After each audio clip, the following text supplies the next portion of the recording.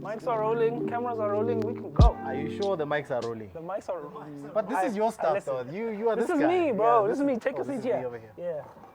Take a seat right here. So tell me about this crew of yours. I already like them. I'm feeling their vibe and aura. Do you all know each other from the crabs? No, like to call dude, it? no, bro. This guy I met here, like, Mongolia I met here. Jeez, what year was that, dude? This was at the height of COVID. Yes, yes. So 2021. Yeah, Maybe July. yeah. Lockdown was Yeah, it started around April. Yeah. It's been a kind of a slow burn, but I realized, like, you're making something. I don't feel like I have a lot of time. Remember the last time we spoke about something along these lines? We did. And I'm like, I don't feel like I have that much time on my hands. And you try to talk me out of it, but that's kind of how it was. Like, I'm like, you know what? Try to talk you out of what? Out of thinking that I don't have that much time. That sounds like me, yeah. Yes, you I thought it made it seem like yeah. I wanted to talk you out of doing it. I was gonna be like, No, that no. doesn't sound like me. No, dude. So you know, I think after that, right? So here's the funny thing, right? So what I was grappling with during that time was like, I was actually in a space where I'm like, you know what? I think I might walk away from the music thing. We'd already been working together. We were doing Key Africans Unlocked. Yep. So I was just like, I think I can go in the film direction and really commit to this thing Yes, the way yes, I've committed to music. Yep. But, you know, it's a new frontier, it's a new thing. But then I asked myself, like, okay, cool. So if I'm gonna walk away from music, question is, did I try? How hard did I try to make this thing work? That's a great question. You know what I mean? Like, how many times was I rejected? And then I was coming up with numbers like 0. Nobody actually has rejected me for, you know what I mean? And so, like, I never was rejected at YFM submitting music or Metro. And I'm like, okay, it's obvious that I did not try hard enough. Like, I have to get to a point where I'm rejected Yeah. to say, okay, maybe I've tried. I've tried and it's not worked. So I was just like, okay, you know what? I'm gonna give it one very good try. Yeah. And then in this process of like this one really good try, I realized, oh no, I'm not done at all. I'm only just improving. I'm only getting better now, you know, at writing, songwriting, writing choruses, like just arranging songs. I'm only kind of figuring it out now. That's so so I'm right. like, oh, I guess not then. I guess I'm not gonna quit this thing. It's so funny, yeah. A very interesting thing happens when you don't close that door to hip hop. Yeah. When you tell yourself, okay, not yet. I'm not gonna hang up the mic just yet, right? Something then switches in your brain. Something that goes from being a fan of hip hop to being like a guy who is actually about creating it. Yeah. Because yeah. up until that moment, because you're such a fan, Yeah. you're just caught up in this moment of like loving the music, loving the culture, Yeah. the people, the vibe, the energy. Yeah. Since you were a kid, Yeah. all of this just was the thing to do. It was just normal. You dress this way, you Yeah. walk this way, you Talk talk this this way. way, The yeah. homies are the homies. Like, it's such a default setting that you don't realize that you're doing it from a space of like fanning out. Yes, yes. And then yeah. the time comes when you need to start making some real decisions. Like, okay, there's bills to pay. There's Yeah. mouths to feed. There's parents who are now becoming children. Yeah. There's all kinds of responsibilities that's external. Yeah. Then there's the stuff going on inside, Yeah. where you're looking back at your life and going, dang, where have I come from? Where am I at? And where am I going? Yeah, dude. At that moment, if you choose hip hop, it's no longer on some fan vibe. Once you choose hip hop from there, you're now Yeah. actually the guy. Yeah, yeah, You yeah. become a hip hop artist from that moment. All of a sudden, writing is more intentional. Yeah. Storytelling means something. Yeah. Your couplets and your bars, when you put them together, Yeah. you're not trying to rhyme anymore. Yeah. You're actually like at this point, you're crafting a song that's gonna be purposely crafted. Like you're driving Yes, this. yeah, This thing is this yeah. song is meant to do this. Yeah. Yeah. Absolutely. This song is gonna be about that. It's gonna do this. Yeah. This song, I don't know what this song is. Yeah. Let's yeah. just Let's see. see where it goes. Let's just yeah. see. You know. Yeah. I have to write a song about this one. Dude, that's the moment then where you actually start to become an actual artist, especially a hip hop artist. Yeah. So trust me when I tell you, getting to that moment is not everybody gets there. Yeah. Yeah. And getting past that moment and choosing hip hop, Yeah. very few people do that. Yeah. But the rewards of doing that Yeah. are amazing, bro. I They mean, are listen, incredible. the album isn't even out, and I feel those rewards already. I feel like because I've done it for so long, I have received so much from it. I've received so many gifts from hip hop, and I just feel like I want to contribute. I want to be part of the story. Like when we tell the story, you know, when we tell the story, Zubz's name is there, Stogie's name is there, Pro Kid's name is there. You know, Double HP's name is there. You're in the book, dude. You did it. You're in the book. Nobody can take that away from you. And on top of that, you have chapters in the book, right? Heavy 8 is a chapter in the book. Chapter in the book. Okay, gotcha. My favorite chapter is headphone music, because next year is the anniversary, right? It's crazy, man. I'm Bro. in the. Oh man. Anyway, continue. Listen, dude. I mean that 20-year period. So- You know that 20-year. Everything is a 20-year celebration. It is. Oh my God. I was watching the Podhouse interview, yeah, and I'm okay. watching, and I'm just like, Last year. 20 years. Bruh. So anyways, my contact, I was never a Listener's Digest guy, Okay. right? Okay. I was introduced to Zubz on Listener's Digest, Yes. and I was like, oh yeah, this guy is great. Like he's part of the big three. We had a big three. People forget. We had a big three. It was a big three. Proverb, Tumi, Zubz. That was our big three. Yep. I right? remember that big three very And well. you know what I mean? Yeah. And so, but like your first album, I was just like, oh yeah, this is great. It hasn't touched me specifically yet. Fair enough. Right? But that second album, man. So you, Stogie, and a group of Europeans, I'm just gonna call them Europeans, came to PE to perform. Okay. It was right during that time, because both you and Tumi, you performed Victory, he performed Music from My Good Eye. Okay. And I think it was just before Music from My Good Eye had come out, because he gave a couple away, Okay. and you also gave a couple of CDs away. Okay. And my sister got that CD that day, Oh, beautiful. right? She won it somehow. I don't know if there was a questionnaire or whatever. But And she got won. this. Yeah, she wanted that CD, right? That's how I got my hands on that album. Beautiful. And you know, at the time it was just me, my sister, and my mother.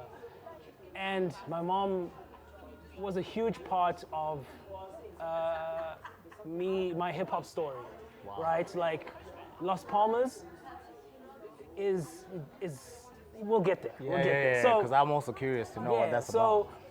so you know, we would play that album all the time, like all the time. And my mother loves hip hop, so she loves hip hop.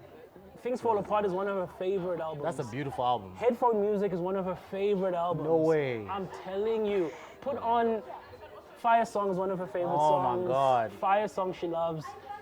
She's my mom. She's an A mom, so she's not gonna go too deep into the details of lyrics. But I know she loved My Distress. You know, and me and my sister, Get Out is our thing. I've told you this many times. Yes, you have. Get Out is. Dude, I listened to that this morning, bro, and I'm Really? like, yes, dude. I'm like, this is still so powerful. So the intent of the song is still so relevant. It sure It's is. just, I know I get it. It was a tough time for you.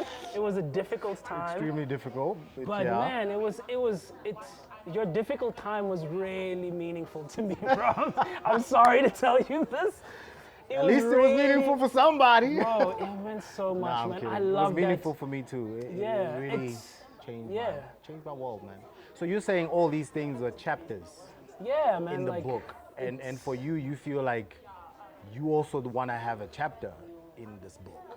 Yeah, I do. I feel like there's, it's weird. The people I've met, like over the years, Yeah. I'll always have this common thing where they make me feel in one way or another I'm not a guy, I don't believe in destiny. I don't believe in predetermination. I don't really subscribe to life in that sense. But when people keep telling you that there's something special about what you do, this is really good. Like, eventually it kind of builds up in your head and you're just like, there's a potential that seems to have been set up Yeah. for me in my own head, of course, not by the universe or anything like that, but an expectation has been set in my head that I should be successful. I get this from when I'm back home. I get it a lot in certain spaces that I should be successful at this thing. So I'm like, you know what? Let me be ambitious and actually say I want to be part of this story. I want to be part of the story of hip hop because it's meant so much to me. It's my whole life, So I want to be part of the story. I don't know how. And maybe take some time to like unpack success. Because success could be a myriad of things. Yeah. Good point. Success to me is in this time in my life right now. Success means critical acclaim, commercial acclaim, and it just means being able to be in a position where I can create music without any boundaries. I don't want to think about, such and such charges X amount for a beat, or oh man, it's gonna cost X amount to go and record in a certain place. That's right. Or I'd like to go record in Sierra Leone. Let's try and do that. Let's make that happen. You know what I mean? Success to me is like an unbridled means to create. Love it. You know what I mean? That's success to me. Yes, I want to be able to buy and to make money and all of this stuff. That's important to me because I have a family, right? Of course. And what I learned about moving to Joburg is that you can actually make money, create just doing the thing that you love to do. That's right. You know what I mean? Like, you don't have to be part of the workforce. You don't have to be, an employee. You can just create what you love and you can get paid very well for doing that. That's right. So I just want creative freedom. And the finance part kind of buys you creative freedom to a certain extent, Yeah, I do. Yeah. Okay, well, there's a lot that you said. Yes. You touched on a lot of Yes. stuff. Sorry. So let's just start with headphone music in a parallel world, right? So that time, Yeah. when we were creating music then, like you, we're just kind of like, we're in the moment, right? Yeah. We're in the moment. We're caught up in the whirlpool of it all and we're riding with it. Yeah. We had no success metrics. There was the typical markers of success at the time. Yeah. Is your song on the radio on the charts? What number are you on YFM? Are you on Metro FM? Are you on 5FM? You know what I mean? Yeah. Are you filling up stadiums? Squatter Camp are filling up stadiums. Are you filling up stadiums? Right? Yeah. How many CDs have you sold? Yeah. Pitch Black Afro just went gold. You understand what I'm saying? All of this is happening. All of this was happening. Headphone music in a parallel world was doing none of that. Headphone music was not charting on radio Yeah. stations. Insane. I wasn't filling stadiums and Yeah. getting people Jabba love, Squatter Camp love. I wasn't doing that. Yeah. There was no 10,000 CDs have been sold this month. Eventually we got to 10,000, but my point is this, man. I didn't know there was this cat out in the Eastern Cape with his sister and his mom Yeah. that are busy bumping that thing, Yeah. dissecting the lyrics to Fire Song, Yeah. picking out the narrative of my distress, you know. Yeah. I never thought that deeply or that far about it. Yeah. Now with hindsight, I realize, man, that's the point. Yeah. That's the magic, that's the source. That's why you're not like a lawyer, you're not a construction worker, you're not a doctor, you're not a guy who's into stocks and bonds. You're not an IT guy, because I'm also an IT guy, right? That's why you're a hip hop cat, you're an MC, you're a musician, you're an artist, you're a creator. Not because you're trying to make dough, but because there's this thing inside of you that needs out, bro. It needs to come out of you. Yeah. And it doesn't just come out. Yeah. You craft it, you make it sound amazing, feel amazing, you make it hit hard so that when people take it in, their lives have changed. Yeah. There's something in you that wants to make an impact, like a real impact. Yeah. You know, you don't just want to make dough. Yeah. No, You want to do something, Yeah. right? That's that creativity in you. That's the MC in you. That's why you're so nice with the pen. That's why language means so much to you. Yeah. Like I hear your raps and I can tell this guy loves language. I do. He loves words, he loves ideas, he loves painting pictures in the mind, he loves how rhyme form works. Like I can tell from your album that you are about the craft of it. Yeah. You understand what I'm saying? So now that's that aside. So that's headphone music, legacy, that's that. Bills, family, chowing, right? That is a game, bro. I've decided, I've now realized, that is a game. Yeah. Yeah, that is a game with rules, players, prizes, keeping score. That's a game. Keeping score. Keeping score, bro. And if you're playing the game, which we all are, Yeah. you can't not play by the rules. You can't decide, oh, I'm not going to try and rack up the points. No, you gotta rack up the points, bro. Yeah. You have to figure out a way to rack up the points. Yeah. And you gotta make it to the levels. Next one. Yeah. In that game. Yeah. So now there's two ways of doing it. You can take the game and you can take your artistry and conflate the two. Some people have done that and they're really good at that. Like I said, they would fill up stadiums, sell gold records. They could make money and make music. Yeah. I never could. Yeah. I was never that guy. Yeah. So I always needed to have something on the side that helped me pay the rent, Yes. Yes. helped me make dough. Yes. Because I couldn't make money Just here. here. Yeah. Not that I couldn't. I think the right way to frame it is like I never realized at the time that there was a way I could make money doing that. At the time, I just was like, oh well, I guess I'm one of those rappers. Because at the time, oh, you're an English rapper? You're not gonna go gold. Oh, you talk that, you're not club, you're a little bit more. Nobody talks about this, by no the one- way. Oh, you about that soul energy, that spiritual conscious. Yeah. Oh, Nah.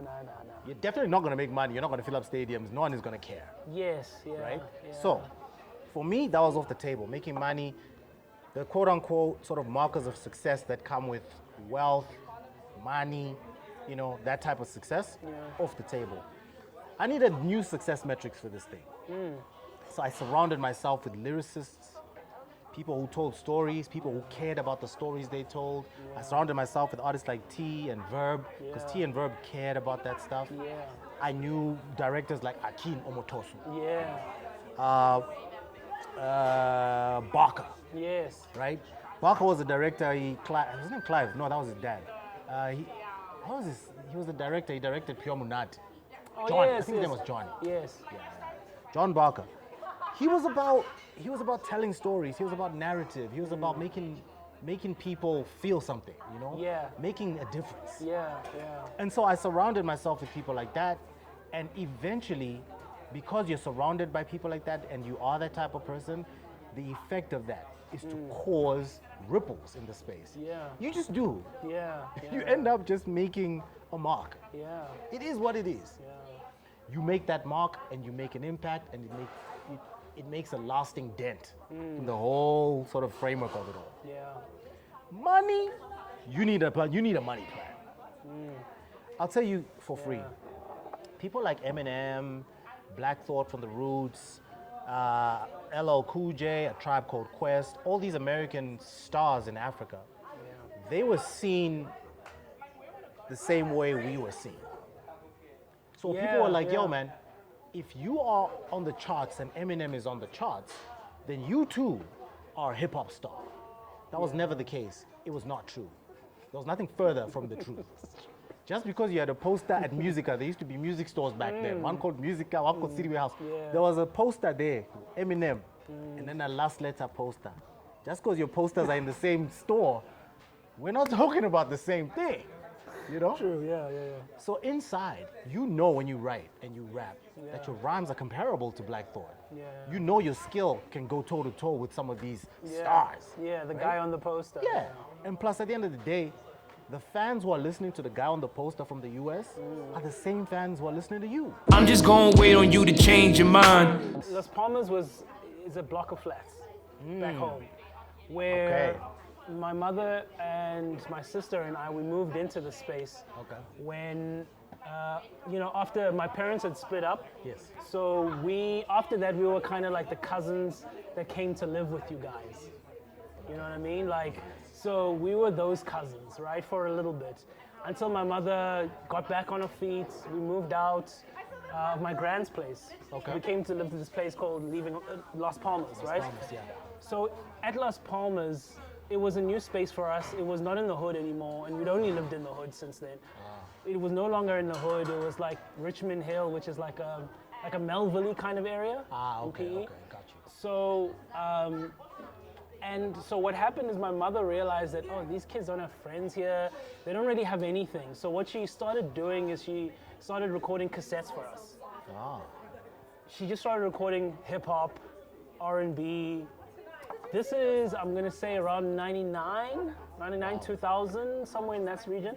So all the music from the 90s that was playing on the radio already, all of that stuff that was happening at the time, she was making these cassettes. So she'd make cassettes for us, and she'd make cassettes for herself, where you had OJs and all that other kind of music there, right? And all we had was these cassettes and each other. So me and my sister really bonded with one another, and also then I started really connecting to hip hop. You know what I mean? One of the songs my mother recorded for us was MCs Act Like They Don't Know. Love that song. Until to this day, if me and my sister are out and the song plays, we're going word for word. Every single word, we're gonna rap at each other's faces. That's a power song. Yeah. So that's where it came from, and thematically, that's kind of where the name comes from. But thematically, in the actual lyrics and the music, it's kind of I'm describing where I am at right now, where I want to be a successful artist. Yes. What does that mean? What does the fame mean? What does all of that attention mean? Because I'm naturally a little bit of an introvert. I'm naturally not trying to have attention, so it is kind of a little bit of a paradox that I'm doing what I do, but it brings me joy. So I push through my introverted ways, and I do it anyway. So I worry about stuff like that, and what does it mean to be a commercial artist or a successful musician, and what if I don't even get there? You know what I mean? So that's the lyrical stuff that's going on in it. But the theme of the actual thing is just about leaving the thing that you know so well, the thing that you love, the thing that's given you so much joy. What happens when you leave that behind? Who are you becoming then? You know what I mean? How does that mean? What does that mean to the person that you are now going to become? Power. So that's kind of where the project itself, the perspective it's coming from. Love it. Yeah. I love it. I mean, MCs Act Like They Don't Know for me. KRS-One, right? I mean, Bro, it's, Premier. yeah, gung, gung, gung. I mean, everything about that joint, man. It's just. But again, it's like we said earlier. Leaving Las Palmas, as you've explained it, captivates that feeling very well. The feeling of I am now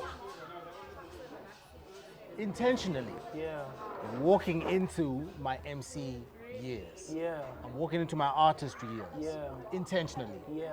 It isn't the tapes from my mom. It isn't knowledge reigns supreme over nearly everybody. Colin K. No, it's me. Yeah. It's Hisham Hanzo. Yeah. I am not. I have the foundation of Las Palmas. Yes. That is my roots. Yes. And it's my roots. It'll always be my roots. Yes. That The will tree always be grows there. from the root. But I gotta go. Yeah. And where I gotta go means I gotta leave. Yeah. You know what I mean? So I completely get it, and I think it's power. Yeah. I really do. And I think for me, one of the things that I love about album titles is that they just a glimpse into the thinking of someone. So when you name your body of work, a memory from how you grew up, Yeah. formative years of your emceeing and your writing, Yeah. a place that you resonated with, like an actual physical environment that lives inside of you. Because it's a feeling, home, right? Yeah. It's an energy. That Yeah. story is something you carry in your DNA. Yeah. You call your album that. That's power, bro. Yeah. That's you now basically saying, everything I am, everything I came from, everything I was, is gonna be embodied in this body of work. Yeah. That's Which is incredible. why my sister's on it. Because Ukanya is my sister. That's why I put her on the last song of the Yeah, project. tribe. Oh, I thought it was your wife. Yeah, no, it's my sister because she says at the end, I'm sure you didn't catch it, she says something about something dase. So, Oh. yeah. So it's kind of, I brought my, because I thought it was Tribe your is- wife because yeah. I love you, and I thought, oh no, he put his wife on. Yeah, no, It's your sister. It's my sister. That's so it so just, beautiful. so I wanted to come from a point of like a different types of love. You know what I mean? Lovely. I'm rapping about romantic love. Yes, yes, But, yes. you know, I'm also receiving other kinds of love. You know, familial love, love. familial you know, love. you know what I mean? Yeah. It's all very big love. That Yeah. incredible, bro. Incredible. Okay, so tell me about the throwbacks that you put in with the comedy clips. Yeah. you know. So Is that Martin Lawrence on there? yeah, in the beginning it's Martin Lawrence in on the there intro. I love doing that doing Dragonfly Jones. Yeah. Okay. Well- so that's where it's from. And a piece was with Jerome actually. But I yeah, thought so that was brilliant, by the way. yeah, I also wanted to structure it as if like it was a sitcom. I love that. You know what I mean? Because and we you come carried from, it through for like 3 joints. Yeah, And then yeah. he never came back again. Yeah, I was know. thinking it was going to be like I thought now more maybe when I listen to it back, I'm just like, oh, it does disappear for a little, and then it just shows up right. He comes in back the there. He end. just comes back right at the end. Yeah. Okay. Is there any song that stands out that you'd wanna? I do have several joints that stand out. I like the house party joint. Because That I was- just love vibe. yeah, The whole yeah. album actually has a vibe and energy to it, Yeah. including your flows. I like how you Yeah. switch them up to the vibe, so that's dope. House party is really, really good. I really enjoyed that. And Udaki, Joe. Yeah. I yeah, love yeah, Udaki. I'm not yeah, gonna lie. Yeah. I love. First of all, I like how long it is or how short it is. Yeah. That you're in and out like that. That musical joint at the end. That little Yeah. piece of musicality. Yeah. I love yeah. that. That It just- little. So it's. That little piano keyboard thing. Yeah. It's like a. I don't know, man. There's a sense of ownership on that joint. Yeah. I mean, later on, I don't know if it was you or Mlamli or somebody who used the K word in there. Yeah, you know yeah, what I yeah, mean? yeah. I don't know yes. who it was. Yeah, wasn't it? it's willing listeners. Yeah, it was forum, willing listener. And I'm like, these cats are really owning it, huh? So when you call a joint Udaki, you're just Yeah. like straight up, you owning it, and that's how we do. You know, Yeah. we call I Udaki. you know? Yes, yes. So when those keys come in, it's just a moment for reflection where you're like, yeah, I'm sitting in my Xhosa nest. And you know, I'm not Yes. Xhosa, you know what I'm Yes, saying? yeah, I'm sitting in yeah. my Xhosa nest, I'm sitting in my Africanness, Yeah. I'm sitting in my blackness right now. Yeah. And I'm taking a moment to just soak it in. Yeah. That's how I felt when I was hearing that part. So Yeah, I love yeah. Udaki. Thank and you, it's nice and early in the album as well, so it's pretty memorable. Yeah, yeah. I know. I like it's. You know, it's difficult to run away. I remember I heard something that I really loved from the interview you did with Helen, Ah, yes. where you said when she was asking you about being a conscious rapper, and you responded something to the effect of like you have no problems with being called a conscious artist or being lumped into that world whatsoever. because you know it's as much as people might want to act like it's a derogatory term in some instances. Oh, yeah, it was derogatory. You know, no, Back in our day. I definitely know it was. But Yeah, you know. But you know, but I really loved that because I was like, yeah, like I can't run away from being considered a conscious rapper. Like and the funny thing about it is that it's difficult to even.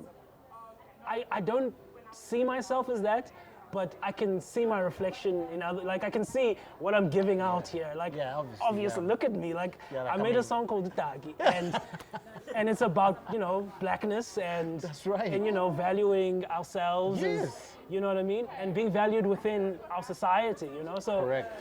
So, listen, I'm happy with being called a conscious rapper. I'm Yeah. fine with it too. I think I'm in the same boat as you. I'm more than happy. Stogie was a conscious rapper. You, Thought. You're in good company.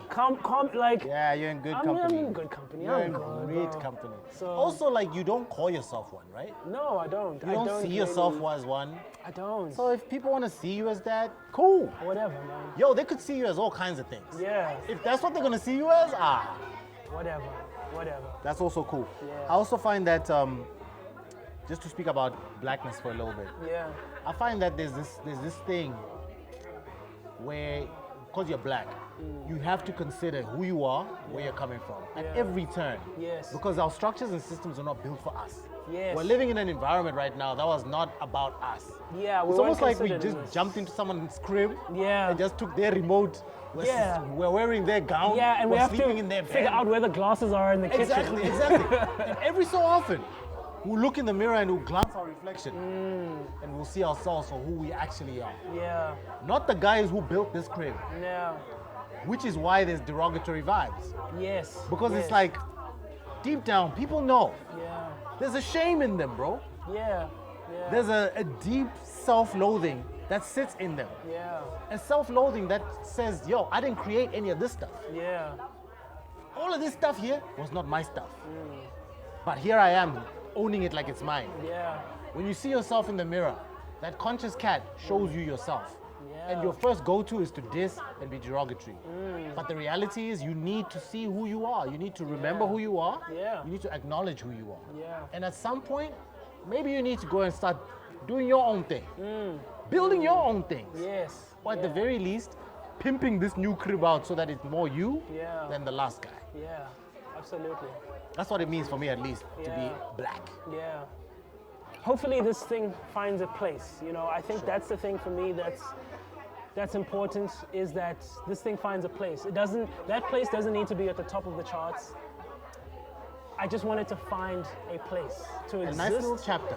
Yeah, I just want a nice little chapter of mine where you're flipping through the book and you're like, oh, that's Zubz's chapter. Let's see, what did he do? You know, like that's it. That's really what I want, you know? So yeah, man. You're well on your way. Thank you, bro. You have been all along. Thank you. I can guarantee that. Yeah. Yeah, bro. It's only water, but you know what? Thank you so much, man. Thank you for inviting me to do this. Thank you for coming. You know, it's, yeah.